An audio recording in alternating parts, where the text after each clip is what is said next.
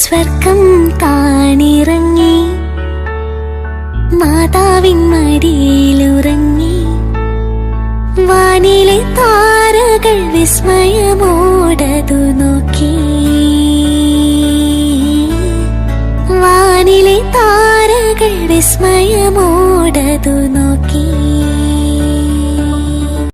നമുക്ക് ഒരു ശിശു ജനിച്ചിരിക്കുന്നു, നമുക്ക് ഒരു പുത്രൻ നൽകപ്പെട്ടിരിക്കുന്നു, ആധിപത്യം അവൻ്റെ ചുമലിലായിരിക്കും.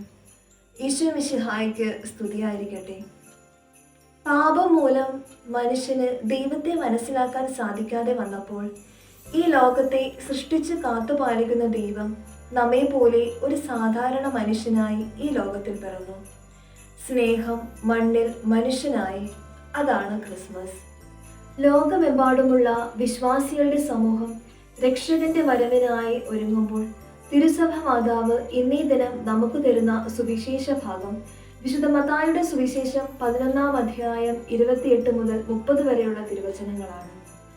ജീവിതത്തിൽ സഹനങ്ങളും വേദനകളും ഇല്ലാത്ത ഒരു മനുഷ്യനുമില്ല. നിന്റെ വേദനകളെ എനിക്ക് തരിക, ഞാൻ വഹിക്കാം എന്ന ആശ്വാസവചനമാണ് ഇന്ന് തിരുസഭ മാതാവ് നമുക്ക് തരുന്നത്. നിന്റെ സഹനങ്ങളിൽ നിന്നെ ആശ്വസിപ്പിക്കാൻ നിനക്കൊരു ദൈവമുണ്ട്.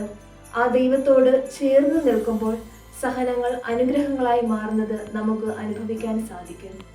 നമ്മുടെ എല്ലാ ഭാരങ്ങളെയും സന്തോഷങ്ങളെയും അനുഗ്രഹമാക്കി മാറ്റിക്കൊണ്ട് ഒരു പുതിയ ജീവിതം നൽകുവാനാണ് യേശു കർത്താവ് പിറന്നത്.